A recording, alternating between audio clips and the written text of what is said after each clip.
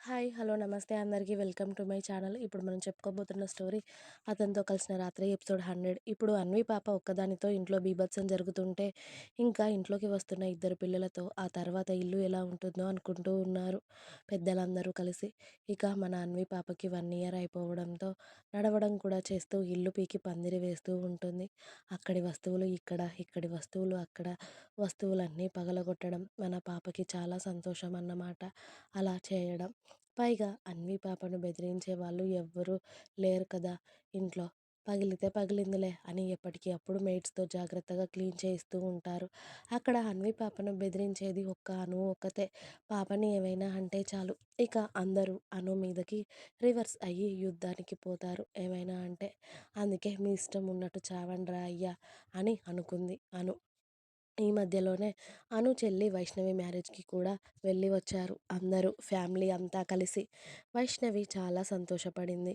అక్కడ రత్నమూర్తి గారు కనిపించినా కూడా కనీసం వాళ్ళ మొహాలు కూడా చూడలేదు అను.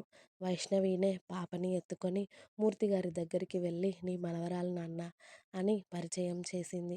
వాళ్ళ నాన్న దగ్గరికి వెళ్ళాలి అని మనసు పీకుతున్నా కూడా పక్కనే ఉన్న రత్నని చూసి ఆవిడ కళ్ళు తనపై పడడం ఇష్టం లేక అను మనసు చంపుకొని పెళ్ళి అయ్యే వరకు కూర్చొని ఆ తర్వాత ఇక ఇంటికి వెళ్ళిపోయారు. ఇంటికి వెళ్ళిపోయాక విక్రమ్‌ని పట్టుకొని ఏడుస్తూ ఉంటుంది అను.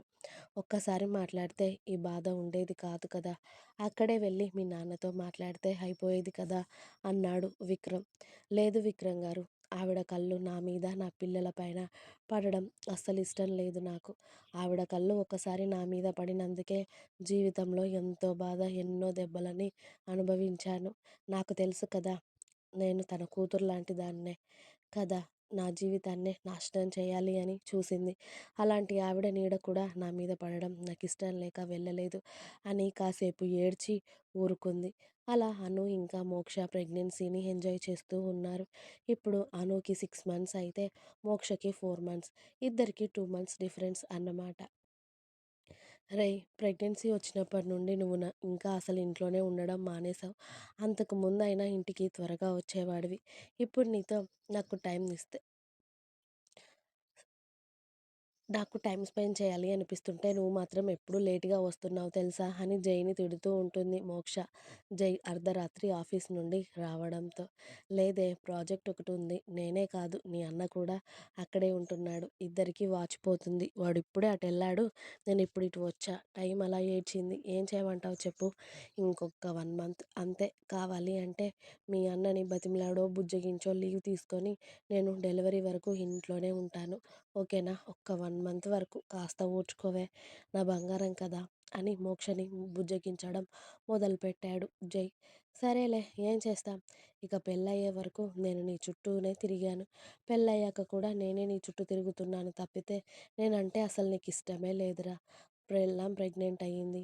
దానికి తోడుగా ఉందాం. దానికి నచ్చినవి కొనిద్దాం. దానికి నచ్చినట్టు చేద్దామని ఏదీ లేదురా నీకు. ఏమైనా ఆఫీస్ పని అంటూ వెళ్ళు అని బుంగమూతి పెట్టుకొని కూర్చుంటుంది మోక్ష. అరే! అన్నీ చెప్తున్నా కూడా అలా అలిగితే ఎలానే? నాకు మాత్రం సంతోషంగా లేదా చెప్పు? నీతో ప్రతి మూమెంట్ ఎంజాయ్ చేయాలి అని ఉంది. కానీ టైం ఎప్పుడూ ఒకేలా ఉండదు కదా! నేనేమన్నా నా ఒక్కడి కోసం వర్క్ చేస్తున్నానా చెప్పు? మన అందరి కోసమే కదా! పైగా పెద్ద ప్రాజెక్ట్ అది. మధ్యలోనే వదిలేసి ఇంట్లో ఉండలేను కదా! నేను ఇంట్లో ఉంటాను అంటే నీ అన్నయ్య వద్దు అనడు. కానీ వర్క్ అంతా వాడొక్కడి మీదే వదిలేయలేను కదా! మనమైనా ఇంకా ఇద్దరమే. వాడింకా ఇంటికి వెళ్ళి మళ్ళీ అనుని, హన్విని కూడా చూసుకోవాలి కదా! వర్క్ అంతా వాడిపైనే వదిలేస్తే ఎలా? అందుకే వాడికి తోడుగా ఉండి త్వరగా ఈ ప్రాజెక్ట్ కంప్లీట్ అయ్యేలా చేస్తున్నాం. సరేనా? చెప్తున్నాను కదా! ఈ ప్రాజెక్ట్ కంప్లీట్ అవ్వగానే లీవ్ పెట్టేసి మరి డెలివరీ వరకు నీతోనే ఉంటాను. నా బంగారంతోనే ఉంటాను. నా బంగారం ఇలా అలిగితే అస్సలు బాగోదు అని మోక్ష బుగ్గలపై ముద్దు పెడుతూ ఆమెను కూల్ చేస్తూ ఉంటాడు జై. "హ్మ్. ఏం వద్దు పోరా నేను నీ మీద అలిగాను" అని బుంగమూతి పెట్టుకొని మరి కూర్చుంటుంది మోక్ష. ఒసేయ్! ఈ టైంలో అలిగితే ఎలానే? నువ్వు హ్యాపీగా ఉండాలి కానీ. సరే మా బంగారం కోపం పోవడానికి నేనేం చేయాలి చెప్పు అని మోక్ష చేతులని అతడి చేతుల్లోకి తీసుకొని అడిగాడు జై. నాకు బయటికెళ్ళాలనుంది. ఇప్పుడు తీసుకువెళ్ళు అంది మోక్ష. ఒసేయ్! ఒసేయ్! నువ్వు మా అమ్మతో నన్ను తన్నించాలని ఫిక్స్ అయ్యావు కదా! అందుకే ఇలాంటి దారుణాలు చేస్తున్నావు. టైం ఎంతయిందో చూసావా? 11:30 అవుతుంది. అర్ధరాత్రి పూట కడుపుతో ఉన్న నిన్ను బయటకు తీసుకువెళ్తే మా మమ్మీ చెప్పులతో కాదు, చీపురుతో కొడుతుంది నన్ను. అదంతా తెలిసే నువ్విలాంటి దారుణానికి ఒడిగట్టావని నాకు తెలిసే.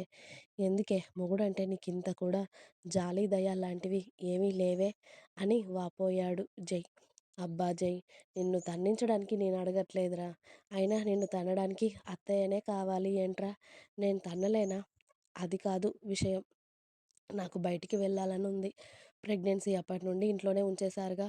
చల్లగాలికి అలా బయటికెళ్ళాలనుంది. ప్లీజ్ తీసుకెళ్లరా అని మోక్ష గారంగా అడుగుతూ ఉంటే, ఈ టైంలో బయటికి వెళ్తే బాగోదేమో కదనే అన్నాడు జై.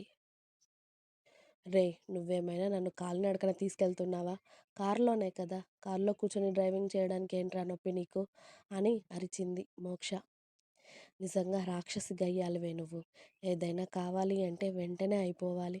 అంతేకానీ అది ఎప్పుడు ఏ టైం అని చూడవు కదా! ఇప్పుడు తీసుకెళ్తాను. మీ అమ్మ గాని, మా అమ్మ గాని నన్నేమైనా అనాలి. రాక్షసి నీకే తన్నులు పడతాయి చెప్తున్నా. పద ఇలానే వస్తావా? డ్రెస్ చేంజ్ చేసుకుంటావా? అని అడిగాడు జై మోక్షని చూసి. రేయ్! నేను నైటీలో ఉన్నాను. ఒక్క 5 మినిట్స్ డ్రెస్ చేంజ్ చేసుకుంటాను అని డ్రెస్ చేంజ్ చేసుకొనొచ్చి జై ముందు నిలబడి వెళ్దామా? అని అడిగింది ఎక్సైట్‌గా. పద అని మోక్షని తీసుకొని అతడి కార్ కీస్ తీసుకొని కార్‌లో స్టార్ట్ అయ్యారు జై ఇంకా మోక్ష. ఎక్కడికెళ్దామే? అని అడిగాడు జై కార్ స్టార్ట్ చేస్తూ. లోన్లీ ప్లేస్‌కి, చల్లగాలికి అని చెప్పింది మోక్ష. అదేదో చల్లగాలి ఏసి మన రూమ్‌లోనే ఉంటుంది. లోన్లీగా అంటే నేను వెళ్ళి వేరే రూమ్‌లో పడుకునేవాడిని కదా! దానికింత దూరం రావాలా? అని జై వెటకారంగా అని 4 గట్టిగా దెబ్బలు తిన్నాడు మోక్ష చేతిలో. ఇంకా ఉంది. మీకు నా స్టోరీస్ నచ్చినట్టయితే ప్లీజ్ లైక్ చేయండి, షేర్ చేయండి. అలాగే ఛానల్‌ని తప్పకుండా కొత్త వాళ్ళందరూ సబ్స్క్రైబ్ చేయండి. Please subscribe my channel. Thanks for watching my video. Please like, share and subscribe.